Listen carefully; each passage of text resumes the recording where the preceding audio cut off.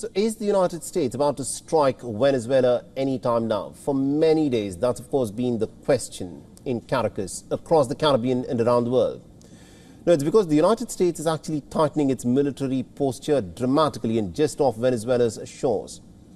In recent weeks, the United States has amassed an array of different assets in the Caribbean, dozens of advanced fighter jets, thousands of troops, guided missile destroyers, special operations forces, armed drones, gunships, and even, according to reports, a nuclear submarine.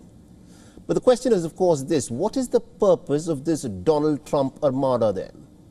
At this point, it remains unclear. But what is clear is that all of this is happening amid some rapidly escalating tensions with Venezuela. So what is Donald Trump's strategy here? Is it regime change that the United States is again planning? If not, why dispatch an entire naval and air armada so close to the borders of Venezuela?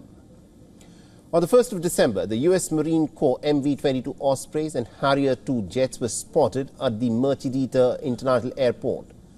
And in Ponce, Puerto Rico, the aircrafts were seen delivering supplies, that is military supplies, as the crews unloaded this more military hardware and cargo. The personnel moved into bunkhouses and ground teams secured the area. Puerto Rico is fast becoming a potential forward hub for U.S. operations linked to the Venezuelan crisis. The buildup follows a series of American strikes on speedboats, which the Americans claim were actually being used for narco-trafficking by Venezuelan gangs in the Caribbean and also in the Eastern Pacific. Now, these American attacks in the Caribbean and in the Pacific have killed more than 80 people since early September. But one can argue that a war against narco-terrorists does not require this level of firepower. Now, behind the scenes, the Pentagon has reportedly generated a number of options to expand this campaign to target inside the Venezuelan territory itself, presumably in the hope of driving Nicolas Maduro out of power.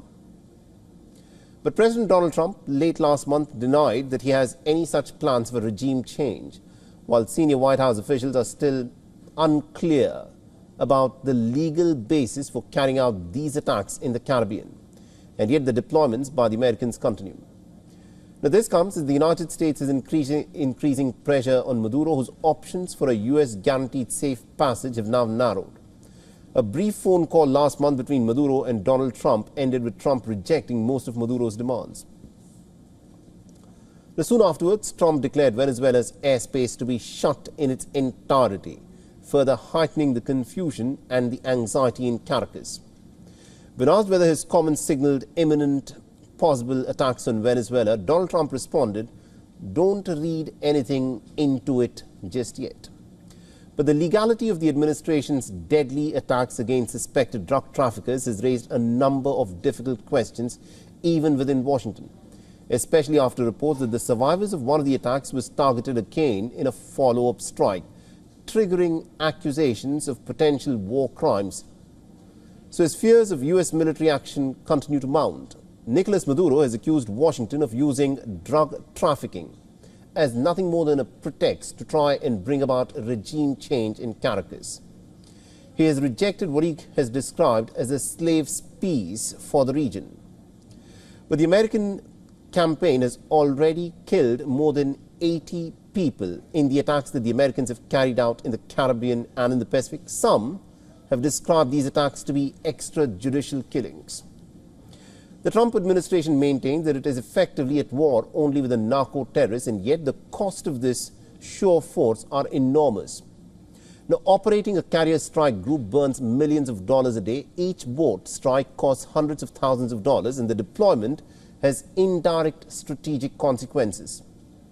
With the USS Gerald R. Ford positioned in South America, the US currently has no carriers in the waters of Europe or West Asia, and any land-based strikes would rely on Tomahawk missiles, of which the United States has a finite supply.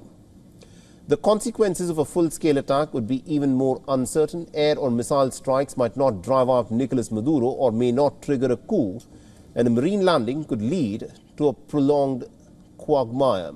even if Maduro were to step down or is captured, the political aftermath is going to be extremely chaotic, creating more and not less space for cartels and traffickers to expand. And for Donald Trump, who fashions himself as the peacemaker president, surely a new war is hardly the image that he wants for himself. And if the White House's priority is to stem the flow of drugs into the United States, then it may need an entirely different strategy.